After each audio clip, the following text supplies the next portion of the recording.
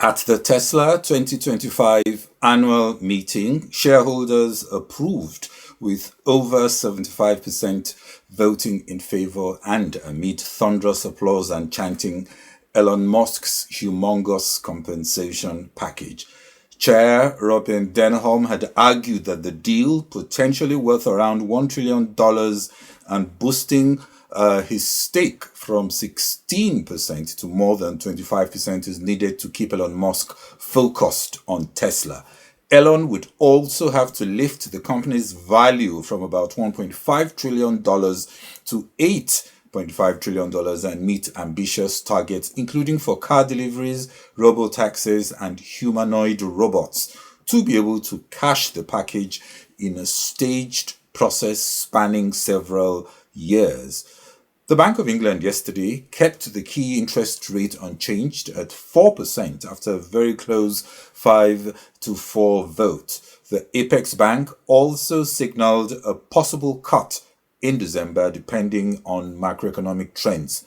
We look at the decision and some of the related issues. Hello, this is Global Business Insights, where we dive into the headlines and bring perspectives to support understanding of the somewhat more challenging context.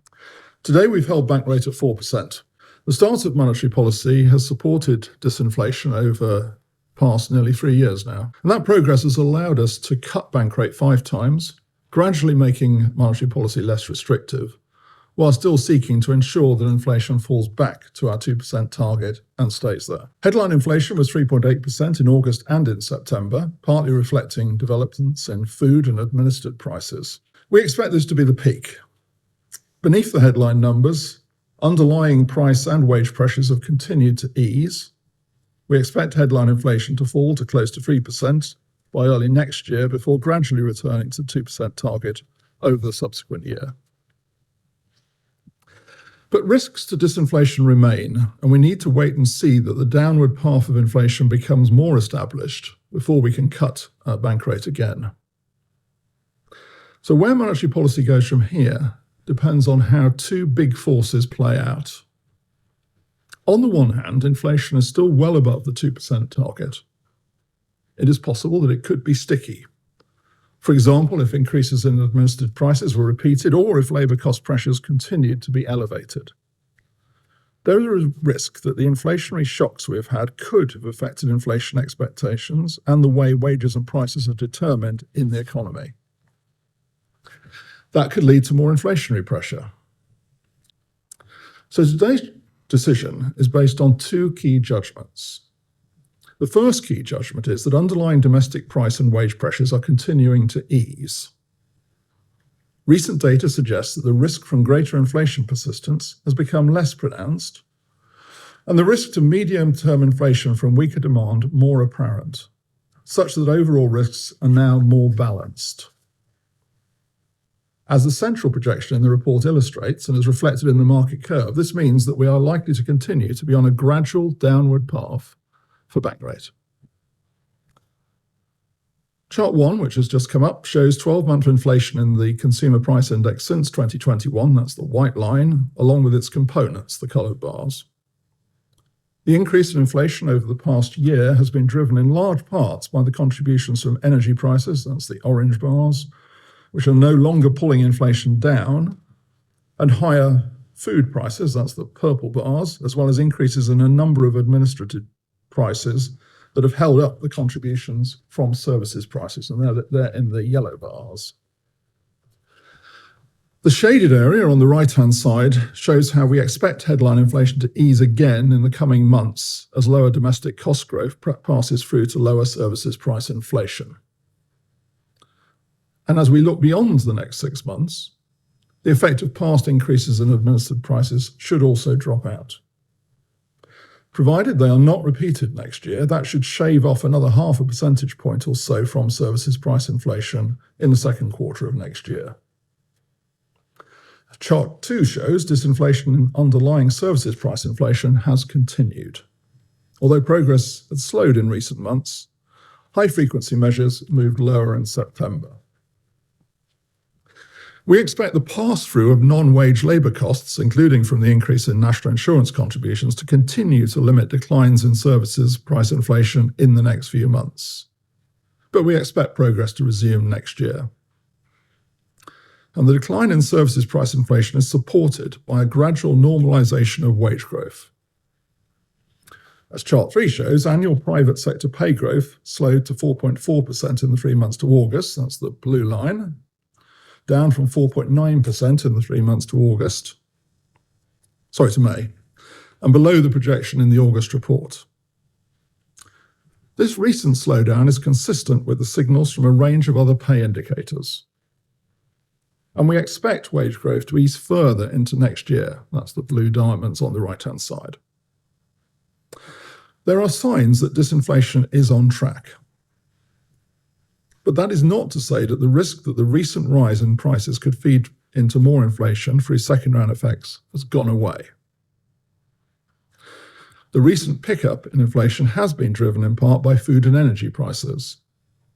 These are salient to consumers and often affect inflation expectations. So we have to remain careful that this does not lead to any additional second-round effects on wage and price setting in the UK economy. But while it is only one data point, it is encouraging that the peak in inflation in September was about 0.2 percentage points lower than we had expected in our August projections.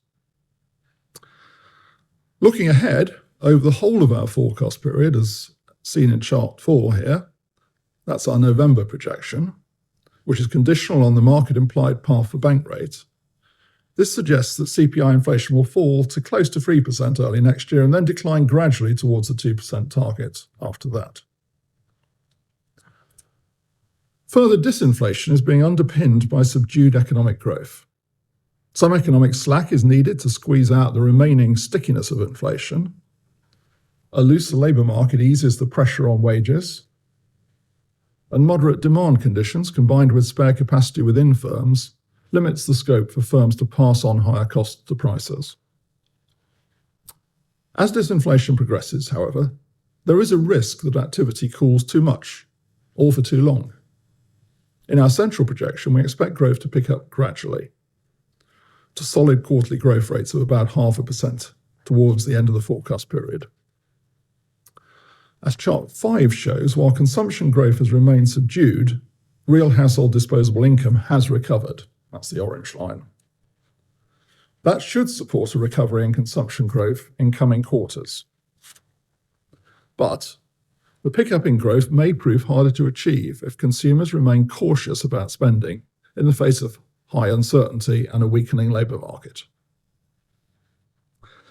And it has become clearer when I've been on the road with our agents in recent months that the labour market is slowing too. And we see this in the data too. As measured by the ratio of vacancies to unemployment, shown in Chart 6 here, further slack has emerged. Not just through a reduction in unfilled job vacancies, as over the past year, but also through an increase in unemployment. So this takes me to the second key judgment, that if disinflation continues, bank rate is likely to continue on a gradual downward path. The restrictiveness of monetary policy has fallen as bank rate has been reduced. So the extent of further reductions will depend on the outlook for inflation. A gradual approach allows us to assess the balance of risks to inflation, on the upside from more inflation persistence and on the downside from weaker activity, as the evidence evolves. The Bank of England decision was described by most as a dovish hold, as the apex bank sees lower inflation forecasts and also inflation inching down to their 2% target by 2027.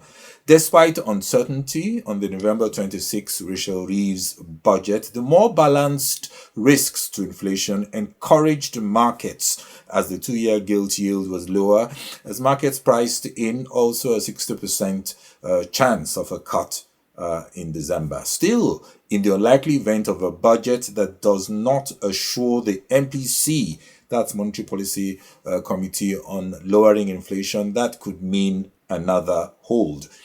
Clarity on minimum pay interventions, taxes and other potential drivers of inflation on top of an economic trajectory already seen as likely to be somewhat slower next year.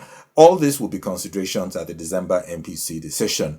While many familiar geoeconomic drivers like trade uncertainty, gas dynamics are looking benign, the external environment remains fragile. Rachel Reeves welcomed the lower inflation Bank of England forecasts as she navigates the uproar that came after her pre-budget speech this week. Possible fiscal interventions like cutting VAT on energy could further reduce inflation in the short term. Hiking income tax will have a tightening effect, also reducing the demand pool on prices, which could help odds for more MPC rate cuts. Inflation at 3.8% in the year to December is high, almost twice the Bank of England's target of 2%, and price pressures have to still be a concern, though on the positive side, inflation came in under the 4% predicted. The 4 members who voted for a cut lean on the view that current deflationary pressures are matched, so is the slack in the labour markets, which allows room for easing. Indeed, while the odds of December cuts are high, a cut is far from assured as the MPC waits for more evidence beyond just one reading that inflation has passed its peak, a view that can easily be debunked by data before the December meeting. The FTSE 100 and UK-focused stocks were slightly higher given projections of lower borrowing costs, also as lenders reduced rates for fixed-rate mortgage deals in anticipation of more easing. An MPC cut could still be derailed if the November 26 budget revs up more uncertainty and we do not see better fiscal consolidation. Andrew Bailey reiterated that they do not speculate on what Reeves could do, and like other analysts, they are also waiting. To more stories, at Tesla's annual shareholder meeting yesterday, a vote overwhelmingly approved a controversial Elon Musk's pay packet.